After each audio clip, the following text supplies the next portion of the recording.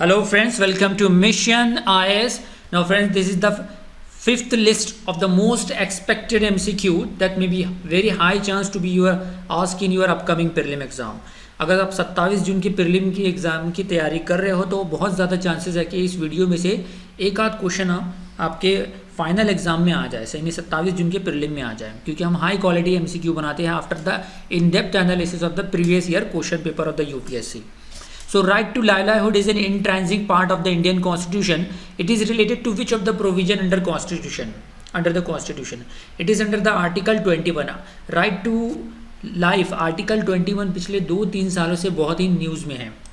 So supreme court ने judgement इस पे दिया था कि rule that the expression of personal liberty in Article 21 is widest amplitude and it covers a variety of rights that go to the constitute the personal liberties of a man. उसमें right to the decent environment, right to livelihood, right to privacy, right to shelter, right to health, right to free education up to the 14 years of age, right to free legal aid, right against solitary confinement and right to speedy trial. ये सारे rights right to under article 21 आते हैं. Next, which of the following are the salient features of the national clean air programme? It sets an annual target for curbing PM 2.5 and PM 10 pollution. It is a pan-India mission involving all the cities of India. Third, it is a multi-stakeholder program.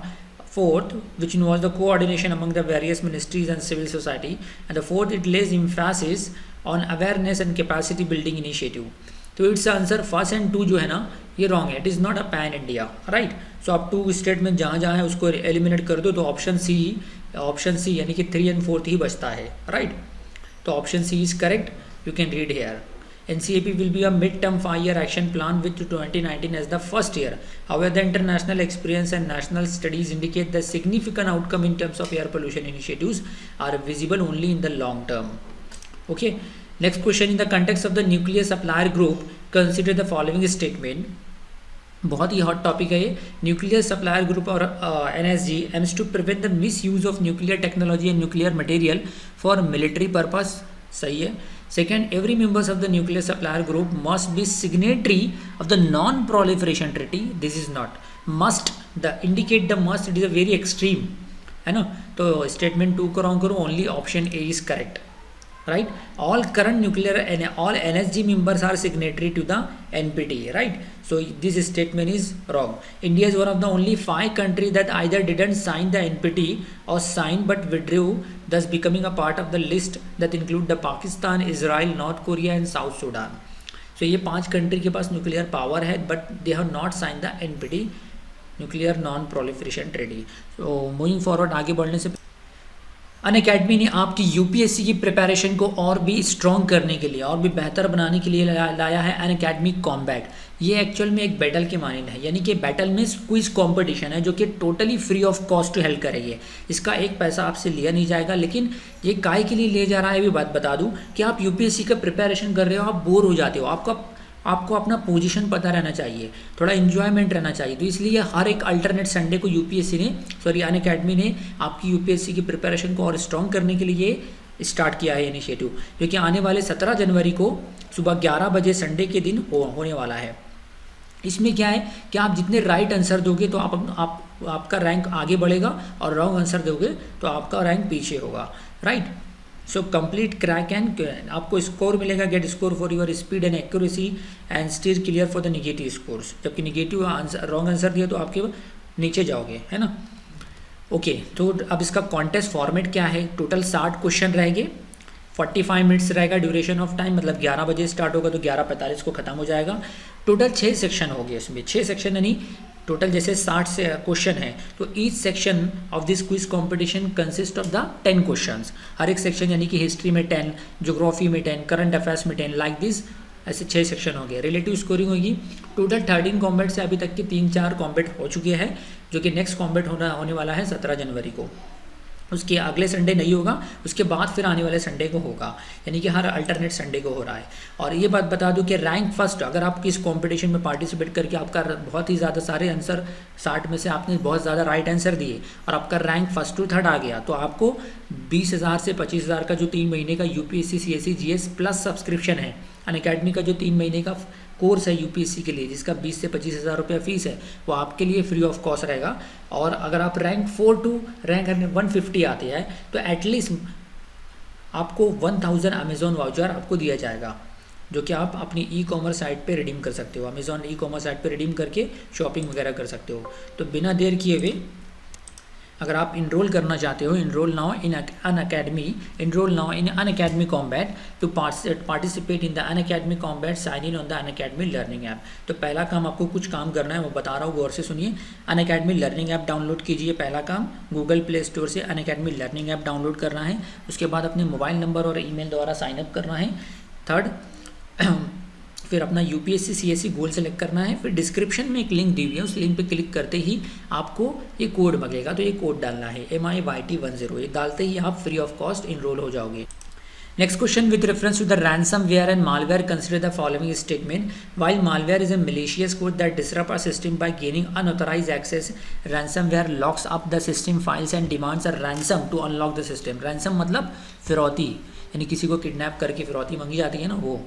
तो first statement बिल्कुल right है। Second statement, while personal computers and laptops are affected by malware, ransom only affects the ATM machine. ये ransom सबको affect करता है, ज़रूरी नहीं है कि ATM मशीन को करे। तो सेकंड स्टेटमेंट रॉन्ग है, option A is correct.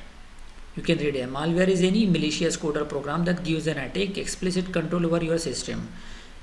Okay, next question, with reference to the key biodiversity areas, consider the following statement. They are the areas of international importance in terms of biodiversity conservation in line with the global standards. Next, they are established under the Biodiversity Act 2002. So its first statement is right only. Second जो है, they are established under the Biological Diversity Act, no, they are international union IUCN के जरिए establish किया गया ना, IUCN, international union for conservation of nature, right.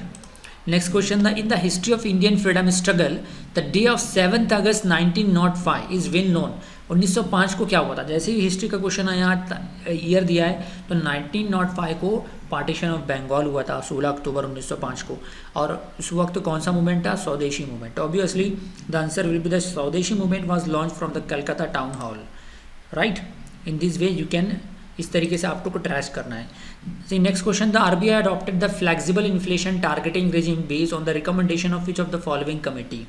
तो जो farmer RBI के गवर्नर है उर्जित पटेल कमेटी की रिकमेंडेशन पर फ्लेक्सिबल इन्फ्लेशन टारगेटिंग रिजीम आया गया। And targeting FIT program was introduced in India.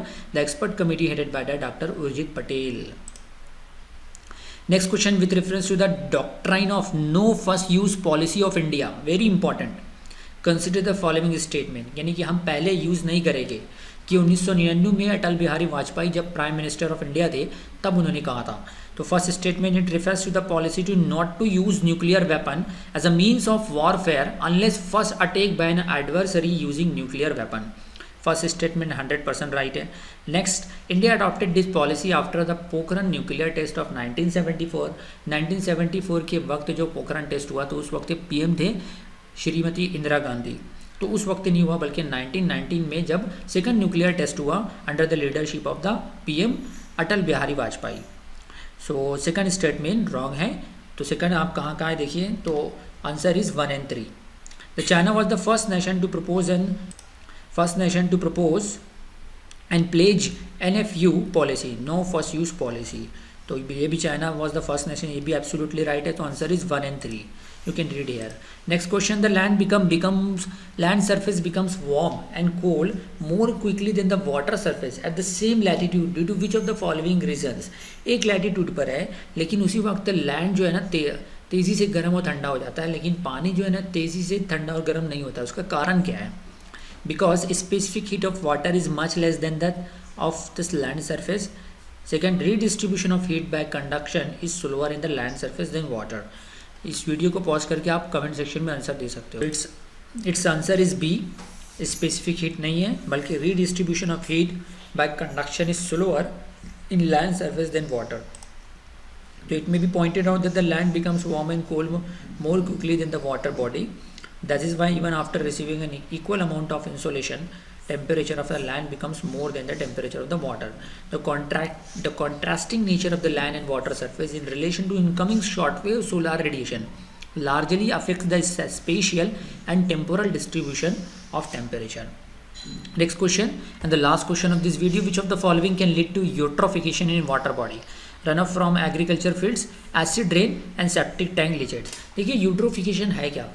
Eutrophication means algal Bloom, कि अननेसेसरी जब प्लांट्स में मतलब ब्लैक वगैरह में नदियों में अननेसेसरी प्लांट्स उग जाएंगे, है ना, तो ज़्यादा से ज़्यादा क्या करेंगे, पानी की ऑक्सीजन खींच लेंगे, उससे जो लिविंग ऑर्गेनिज्म लाइक मछली वगैरह रहेगी उनकी कम ऑक्सीजन रह जाएगी, तो that's why the living organism of fish etcetera will die due to the lack of oxygen, तो that's why that is called the eutrophication. तो ये तीनों ही कारण से होता है, आंसर इज डी।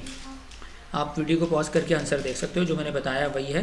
तो thank you for watching this video and don't forget to like this video and subscribe our channel mission.